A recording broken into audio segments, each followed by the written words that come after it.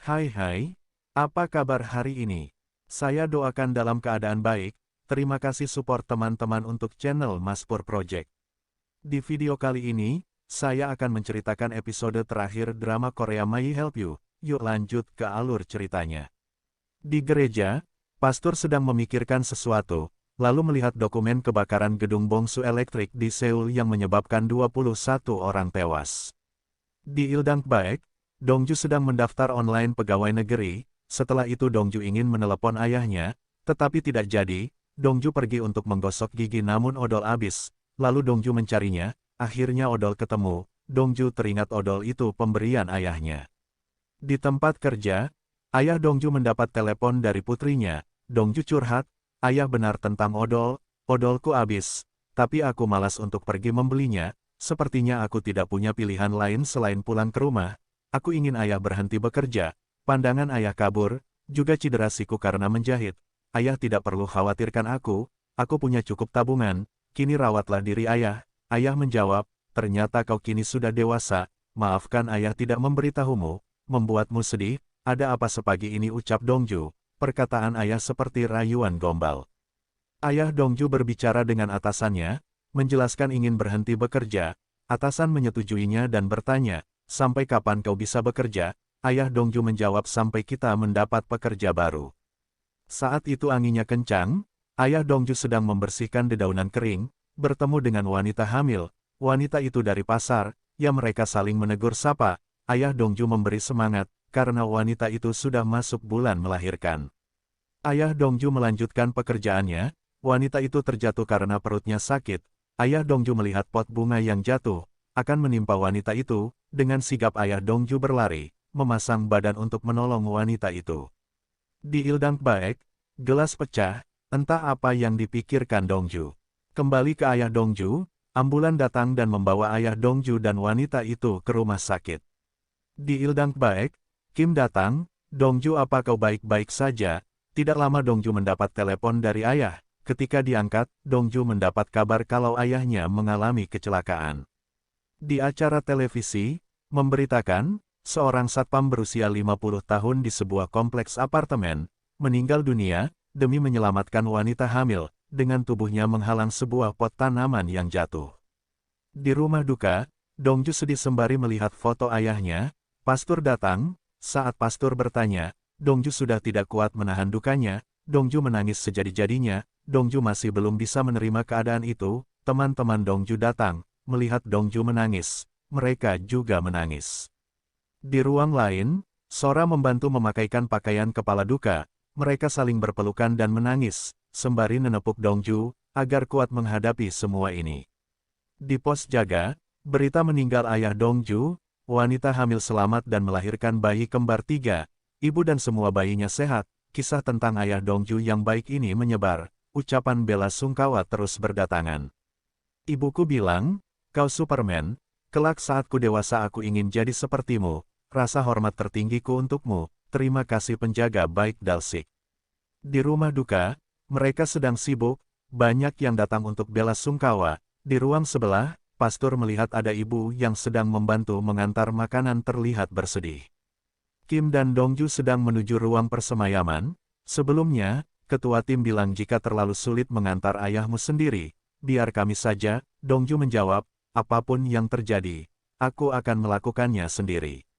Di depan ruang persemayaman, Dongju masuk dan Kim berjaga di depan ruang persemayaman. Dongju bertemu dengan ayah, Dongju menangis, pasti ayah kesakitan, jangan khawatirkan itu ucap ayah. Ayah bertanya, namun bagaimana Dongju mampu menangani semua ini? Pasti berat sekali, pasti kau sangat menderita, pasti kau sangat risau, yang penting aku bisa bertemu ayah jawab Dongju. Ayah berkata, ayah selalu berdoa, agar bisa bertemu denganmu, ingin mengelus rambutmu, bahkan mengelus pipimu, sebelum ayah pergi, karena ayah pikir, ayah tak akan bisa mengucapkan selamat tinggal, untuk sesaat ayah lupa bahwa putriku adalah keajaiban. Flashback, saat Dongju kecil, ayah menggendongmu sembari menjemur pakaian, saat ayah menguncir rambutmu, kau meminta ikat kuncir kuda saja, saat kita nonton bersama, ayah memberimu makan jeruk, karena kau sudah gosok gigi, rasa jeruk itu tidak enak, kau meminta 1 jeruk lagi, rasa jeruk itu jadi enak, saat kau datang membawa piala kemenangan, kau mau makan gampang dan jeyuk bokem. Ayah memasak untukmu, putriku tersayang, maafkan ayah." Mereka berpelukan, Dongju tidak mau ayahnya pergi. Di depan ruang persemayaman, ketua tim datang, "Sudah 3 jam, sudah waktunya ayahnya dibawa kembali ke kamar mayat." Kim meminta tolong beri Dongju lebih banyak waktu. Balik lagi ke Dongju, ayah meminta Dongju mengikutinya. Ayah menyisir rambutnya, ayah menghiburnya. "Ini kuncir kuda terbaik ayah selama 25 tahun. Dari siapa kau mewarisi kecantikan ini? Putriku, bagaimana kau bisa begitu cantik, hingga ayah khawatir kehilanganmu? Ayah harus pergi sekarang." Dongju memeluk ayah, berkata, "Jangan ayah, aku mohon jangan pergi. Mau ayah juga begitu. Ayah ingin melihatmu menikah, melahirkan dan membesarkan seorang anak. Bahkan ayah ingin melihatmu menua menjadi nenek." Dongju menjawab, "Aku tahu, jadi jangan tinggalkan aku ayah." Ayah menguatkan Dongju, "Kepergian ayah adalah hal wajar, lingkaran kehidupan, tidak ada cara untuk melawannya. Setiap orang harus mengantarkan orang tuanya sebelum mereka meninggal, hanya ada cepat atau lambat tergantung orangnya. Namun, memang ayah sedikit lebih awal untukmu, anakku yang malang, namun itu tidak berarti kau menjalani hidup dengan hati yang pahit. Jangan biarkan ini terlalu mempengaruhimu." Dongju menjawab, "Kalau begitu ajaklah aku akan mengikuti ayah." Ayah menjelaskan, "Ibumu tidak akan memaafkan ayah. Ibumu adalah pasangan ayah. Ayah akan pergi dan membual telah membesarkanmu. Putri kita begitu cantik, dan ayah akan bertanya apakah ibumu mengawasi kita. Dongju, jalani hidupmu bersama pria luar biasa yang mendampingimu. Kau harus hidup dengan baik dan hidup bahagia. Hanya itu yang ayah minta darimu, hanya itu saja. Mari bertemu lagi di dunia berikutnya, bertemu lagi sebagai putriku, relakan kami." Ayah melangkah untuk pergi, Dongju memanggil ayah, dan mau mengejarnya. Ayah bilang, "Tidak, kau tidak boleh ikut, tetap di sana."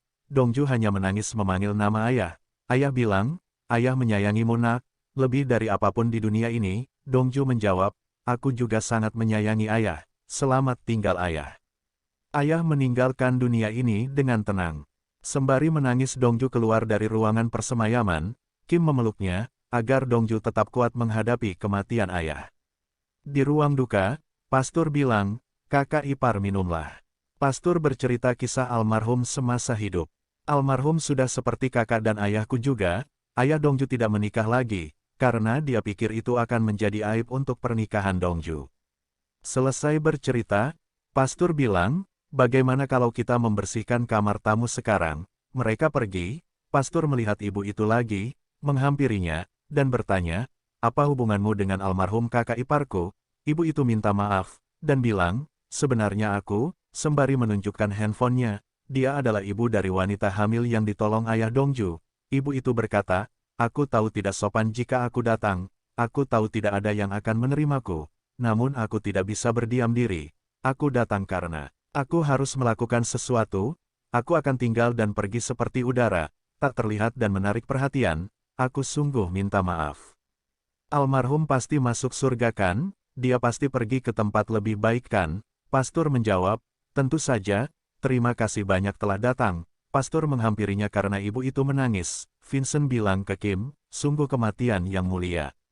Di ruangan lain, Dongju dan teman-temannya sedang mengobrol kebaikan almarhum ayah Dongju semasa hidup, hingga Dongju tertidur pulas. Di pemakaman, pastor memimpin pemakaman. "Kini kita mengucapkan selamat tinggal kepada Tuan Baik Dalsik, namun kita terhibur dengan harapan akan kegembiraan. Kelak bertemu lagi dalam naungan Tuhan, maka perpisahan yang kita ucapkan saat ini adalah cinta, dan demi mengurangi rasa suka kita, kini kita harus membiarkan almarhum beristirahat dengan tenang." Pastor tidak kuat menahan kesedihannya, "Kakak ipar, jangan khawatirkan Dongju." Kim mengantar Dongju pulang. Di rumah Dongju masih terbayang akan ayahnya, teringat kebersamaannya membuat kimchi. Kim yang melihat Dongju masih bersedih mencoba menghiburnya. Vincent dan pastor datang. Pastor bilang, "Kupikir kakak ipar bisa cemburu, jika tahu kalian di sini berduaan." Mereka ngobrol santai, ya intinya sih untuk menghibur Dongju yang sedang sedih. Saat obrolan hening, pastor mengajak Kim beli bir bersama. Di luar, paman pastor berterima kasih ke Kim, "Aku senang sebelum meninggal kakak ipar bisa mengenalmu," dan meminta Kim untuk menjaga Dongju. Malam hari, pastor terbangun, melihat pintu terbuka, Di dalam Dongju sedang melihat kamar ayah. Ayah menyimpan banyak foto dan kenangan bersama Dongju. Dongju mengambil sebuah kotak gitu, isinya kupon pengabul keinginan, yaitu tulisan permintaan Dongju saat kecil. Paman bertanya, "Kamu sedang apa?" "Tebak apa ini?" Paman menjelaskan, "Itu adalah tabungan ayah untukmu. Dia ingin beli mebel set yang bagus saat kamu menikah. Bahkan jika ayah menabung beberapa tahun lagi, ayah bisa membeli mobil yang bagus untukmu." Sembari menangis Dongju melihat buku tabungan itu, Paman bilang, "Dongju, kau harus bahagia. Ayahmu hidup hanya demi kebahagiaanmu." Esok hari, Dongju memberikan pekerjaan mengantar kimchi buatan ayah. Mereka mengantar kimchi itu, setiap kimchi ada pesan. "Pesannya kimchi ini buatan ayahku, Baik Dongju putri dari Baik Dalsik." Saat Kim mengantar ke ketua tim bertanya, "Apa Dongju baik-baik saja? Apa dia sudah memulai persiapan ujian?" Kim menjawab, "Kurasa Dongju sedang galau." Di rumah, Kim memberitahu, "Ketua tim memintaku untuk menyampaikan penawaran tentang posisi kantor di rumah duka, agar kau masih bisa belajar untuk ujian pegawai negeri." Dongju tidak menjawabnya, lalu bilang, "Bukankah ayah luar biasa? Dia menyelamatkan 4 nyawa. Untuk menyelamatkan seseorang, bagiku itu hal yang sangat berarti. Kau juga mampu melakukannya." Di kamar, sembari memikirkan sesuatu, Dongju melihat nemteknya. Esok hari di Ildang Baek, Vincent meminta Kim untuk membaca isi pesan di handphonenya. Isinya investor yang ingin bertemu di Pangyon. Vincent meminta Kim untuk membalasnya. "Oke, tentu saja." Di rumah duka, Dongju datang bertemu dengan ketua tim. Ketua tim bilang selamat datang, Dongju bekerja di kantor rumah duka. Dongju menjawab telepon. Telepon itu dari seseorang yang bertanya, "Berapa biaya untuk pemakaman?" "Pemakaman itu untuk dirinya. Aku didiagnosis sakit parah, namun kurasa aku tidak bisa bertahan lebih lama lagi. Aku hanya punya 1 juta won, apa itu cukup? Padahal biaya termurah 3 juta won." Dongju bilang, "Ya tentu saja, aku akan memberimu nomor handphoneku, kau bisa mencatatnya."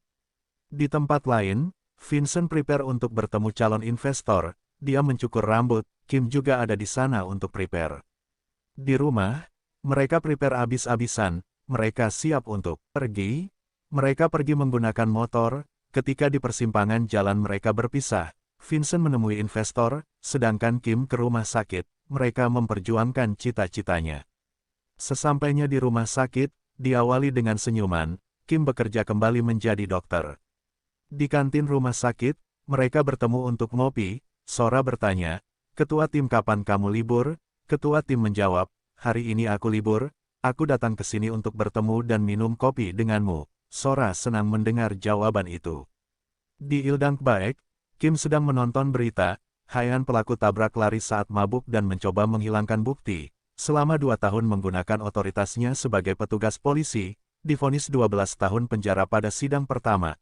Hakim juga telah memerintahkan kompensasi finansial atas penderitaan mental keluarga korban, dianggap sebagai pelanggaran terhadap hak-hak hukum mereka. Pengacara Hayan saat diwawancara menyatakan dia menghormati hasil sidang pertama, dan mereka tidak akan mengajukan banding. Saat Dongju menonton berita itu, ketua tim datang menengok keadaan Dongju, dan bertanya bagaimana pekerjaan di sini. Dongju menjawab, "Bagus, tapi sedikit membosankan. Aku ingin kembali jadi pengurus pemakaman." Ketua tim menjawab, "Apa yang kau lakukan di sini? Kenapa tidak berkemas? Cepat ambil barang-barangmu." Di gereja, sembari merenung pastor membuka dokumen kebakaran yang menewaskan 21 orang. Pastor menjelaskan, "Apa yang membuatku bisa bertemu malaikat?" Orang yang berhenti dan pertama melaporkan kebakaran. Ketua pemasar yang mempertaruhkan nyawa demi menyalakan alarm kebakaran. Seorang juru masak yang menutup keran gas demi mencegah ledakan besar. Seorang satpam yang tak segera lari demi menyelamatkan orang lain. Seorang pekerja pabrik yang melaporkan lokasi korban selamat. Seorang petugas pemadam kebakaran yang memberikan masker oksigennya sendiri. Dari seluruh karyawan Bongsu Elektrik, semoga almarhum beristirahat dalam damai. Bahkan dokter yang menyelamatkan bayi itu. Saat kebakaran itu, Ibu Dongju menyelamatkan anak kecil. Anak itu Kim, mereka berdua dibawa ke rumah sakit. Kim terluka tangannya, Ibu Dongju koma, bayinya juga beresiko, dokter memutuskan untuk operasi sesar, Ibu Dongju meninggal, bayi itu berhasil diselamatkan. Dalam tragedi yang membunuh 21 nyawa, kehidupan baru yang berharga lahir. Banyak orang yang berbuat baik dan sifat manusia yang baik dan indah telah menciptakan sebuah keajaiban. Di akhir drama, Dongju kembali bekerja di rumah duka mengurus jenazah, normal tanpa ada keajaiban itu, dan Kim kembali bekerja di rumah sakit. Apa kau hidup? Apa kau sudah mati? Apa yang bisa aku bantu? Mereka bertemu di penyeberangan jalan, dan drama Korea My Help You pun berakhir. Terima kasih support teman-teman dari episode awal sampai episode terakhir drama Korea My Help You. Semoga video ini dapat menghibur teman-teman. Support channel Maspur Project dengan meninggalkan jejak like, subscribe, share dan komentarnya.